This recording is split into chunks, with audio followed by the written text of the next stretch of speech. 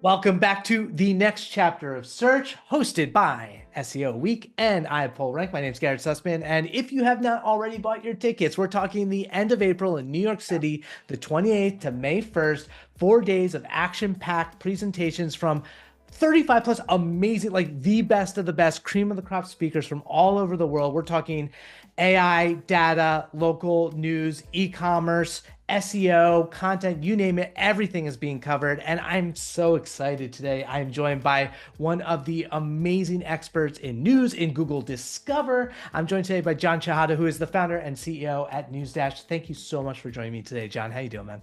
Oh, all good. Thanks so much for having me, Garrett. I think this is the first time we meet on camera, I guess, right? But I can't wait actually for SEO week to meet in person. So almost Dude, there, you, few weeks. you are prolific. You've been doing Nest for so long. You are plugged into everything news in our industry, everything SEO. NewzDash is such a fantastic, very specific tool. It's wild that you're running it all, like when you're kind of running all over the place, doing all the things. But let's dive in. The current state of search, the last 12 months, 24 months have been wild across Yeah. general SEO, but even specifically in news. A lot of publishers dealing with a lot of challenges. I mean, they've been dealing with kind of business model challenges for years now. Yeah. What's your perspective on the state of search? I think we're in a pivotal moment of search. It reminds me, like, I'm a little bit old school, like almost like doing this for 25 years now. Like the old days was the Florida updates and like all the big monumental things that happen in search. I think now we're at a moment where Google is the evolution of Google, right? Not just Google, the AI in general, right? So you see AI overview in Google, you see AI mode, you see people more and more people are using like ChatGPT, not only for like tasks, but actually for doing search. So there is a whole new frontier ahead of us, right? So I think SEO it's evolving in a whole different state right now. So I'm very excited about that actually in a big way. I see more and more challenges to news publishers or publishers overall, right? Less traffic is coming from Google, right? Discover is sending them a ton of traffic, but it's very hard to understand why or why they lose it. And then you see that not a lot of publishers still have reliable sources of revenue, right? Many of them still relying on like display. Some of them, few of them start like figure out the whole like subscription model and stuff like this. So I think it's going to be a little bit shaky for many publishers going forward. So these are, I think, the two big things, right? And I think brand authority is a topic that we don't talk a lot about, but I think like we need to go beyond like keywords and links and stuff like this and think about brand authority. And I know brand talks a lot about brand authority and zero-click marketing. So these are where we are right now. AI overviews, Google evolution, right? Discover more revenue sources and what did we say? Brand authority. Yeah. I love it. And especially for like news publishers, when you're talking AI overviews, there's also this whole like copyright IP issue, Yes. like whether it's in Google or, New York Times' suit against ChatGPT, like Yeah. how are they supposed to navigate that? It's crazy, but like when AI first came, it was obvious that Google didn't want to get into the sensitive areas of content.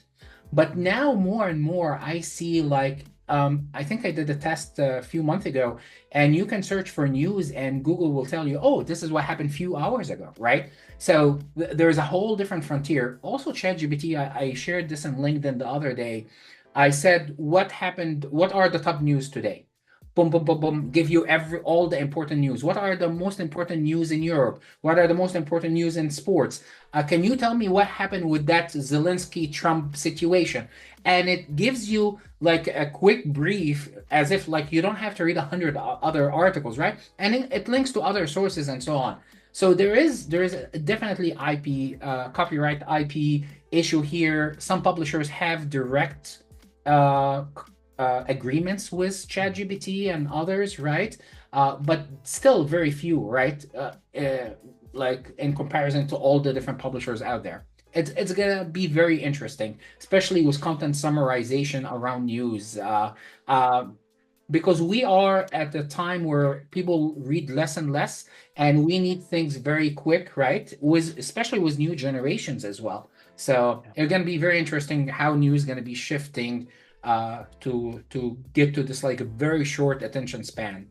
It's tough. I mean, and journalism is such a difficult industry to begin with. It's taking beat downs across the way. So what I'm really excited about with your presentation is you're going to get into a lot of the data of Yes. Discover. Can you kind of give a preview of what you're going to be covering at SEO Week and why people should catch your presentation?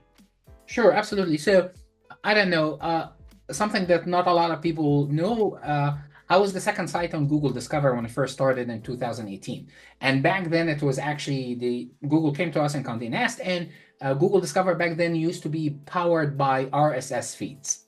So that was fun. So I love Google Discover. I love Google Discover because it's like this amazing area between search and social, right? It's like the right mix between the things, and it's sending publishers a ton of traffic. Like you can see, we have so many publishers as part of our different tools, and we can see we did a study for between 2023 and 2024, and we see that Google Discover traffic as from the Google Pie increased from like 40 something to 66%, right? Of all Google traffic that comes to news publishers, 66. I have seen 90% of some publishers, right?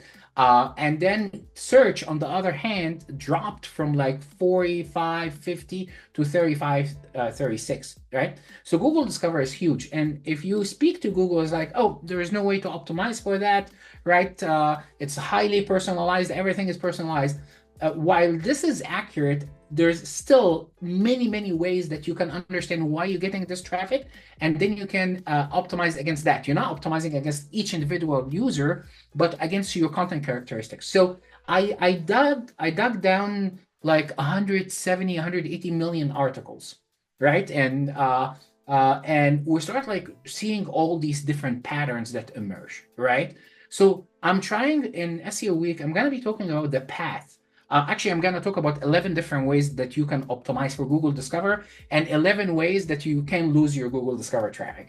So it's going to be interesting. It's all supported by data. So hopefully, like just, sharing as much knowledge as possible, because Google Discover is still a very much a black box. Oh my goodness, it is. I'm so excited for it. I'm so curious. Give us a taste. What's like one practical thing that you can give away right now that someone can do to improve their Google Discover traffic? Absolutely. Let me think of a good one. Want to keep them for the conference, but okay. Oh, okay. Syndication. Okay. So a lot of times, like we will have clients, let's say they write about technology in France. Okay. And one of the tools that we have, NewzDash, is like we provide them what's doing very well in technology in US. And if they have the authority on that topic in their own language and their own country, and they take articles from other countries that are doing very well and write it, repurpose it, republish it, most of the time it works for them. So you can get inspiration from so many different ways, right? Not only what's trending in your market, but you can actually take inspiration from like other countries that this vertical might be like bigger or like has more content around it, and that actually helps a lot. We see a success rate of like 70+% for this kind of like content translation or adaptation from one language to another. That's such an interesting approach, and it does make a ton of sense. Especially content syndication is always something like it feels like a taboo thing to talk about, and yet it's so like critical to the journalism industry. So what's next? What do you think is going to happen with publishing and Google and SEO over the next few years? What do you predict? I think we are at a transition stage with SEO, and I think SEO with after AI or 2025 and beyond will be greatly different from what we used to do, right? We kept talking about like entities for a long time. I think keywords is becoming more and more obsolete. It's more focused on entities. I think SEOs need to learn more about AI.